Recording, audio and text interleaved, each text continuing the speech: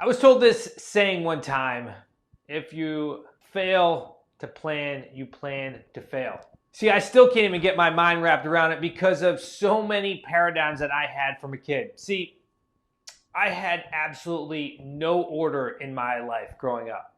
I had a single mom who we would consider a hippie that was late for everything. So there was zero organization or planning that happened in our lives. Like, if anything was accomplished, it was made by absolute pure accident. You know, it may sound a bit crazy, but I mean, she's an amazing woman, but she'll even tell you that there was zero order that was happening in our lives. When people start bringing into my world, as I started entering entrepreneurship, this idea of planning and organizing, I thought it was a skill set that you either had or didn't have.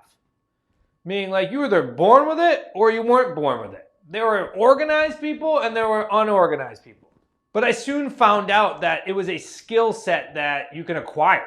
And after a lot of hard work, it then gets put into play.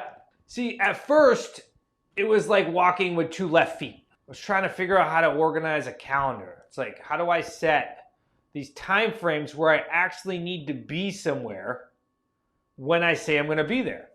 But not only that, is how do I then create a reminder or a system and process in order to ensure that I am there and not late? See, planning and organizing didn't come into my world until people started counting on me.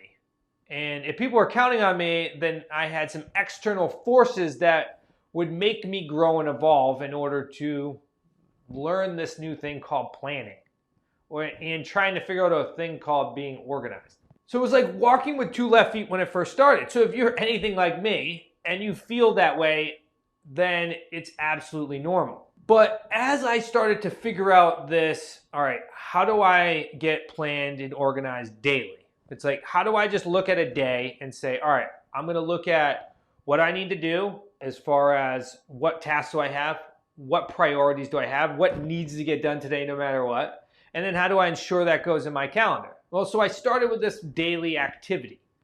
And a lot of it just came from some ways in which I set goals, which is I brainstormed, I categorized, and then I prioritized, and I put it in my calendar. And then eventually I figured out that, hey, I might be able to do this thing weekly. And then, hey, I figured out how to do this thing monthly.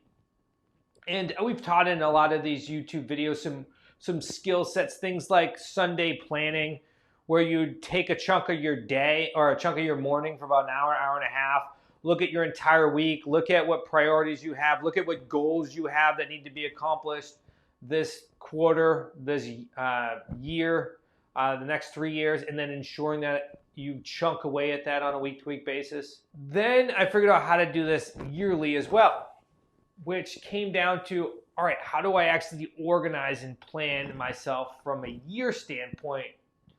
And then what I found to be best was, after I did a brainstorming session to set goals for the year, was actually to reverse engineer. And that's when things started clicking for me. Reverse engineering for me then made things really easy, because I said, all right, well, let's look at what I am planning for this year that needs to happen. And then let's see what needs to happen in 6 months. And then what happens needs to be in a month. And then this week. And then, hey, today. Because I was able to have that through line, it then made things that much more simple for me when it came to planning, because there were simple steps for me. So maybe that resonates with you as well when it comes to reverse engineering. May be easier for you than foreshadowing or planning into the future. But then eventually there was this opportunity that came into my life, which really then tested if I was planning accordingly. See, there was this point in time where I made the leap from being a bartender to real estate investor. And there was this 6-month gap or this 6-month runway that eventually came to fruition, where I was bartending, I was personal training, and hey, guess what now? I was making cold calls to sellers.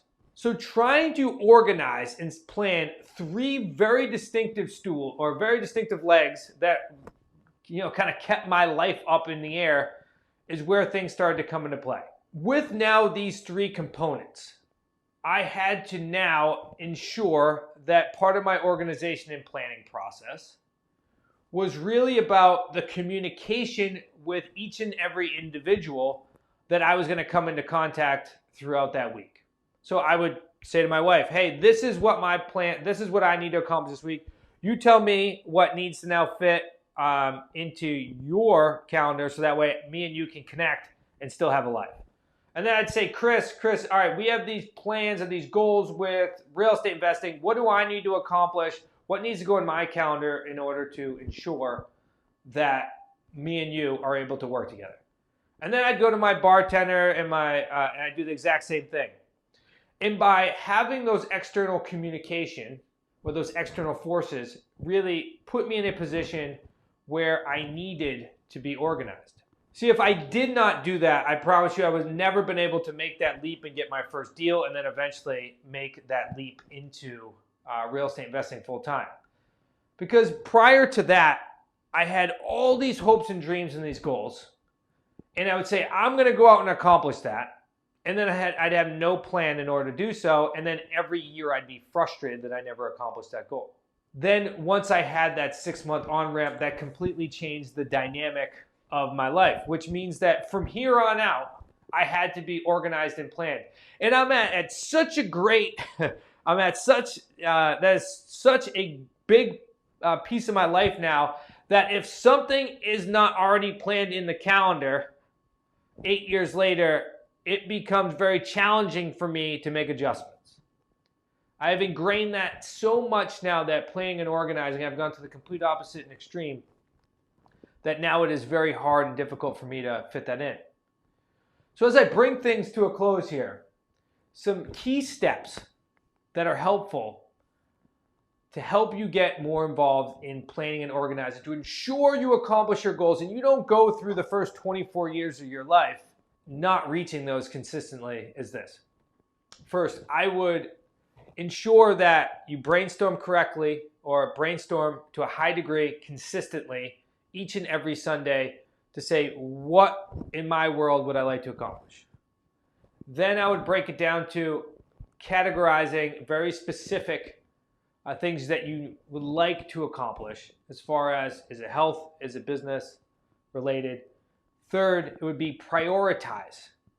And then last but not least, communicate with the people that count on you to ensure that each and every piece of your schedule is covered for. As we bring people together on a bi-weekly or bi-yearly basis here in Middletown, Rhode Island, these are some skill sets that we focus on because we understand that there's a huge gap sometimes going from being a W-2 employee to an entrepreneur.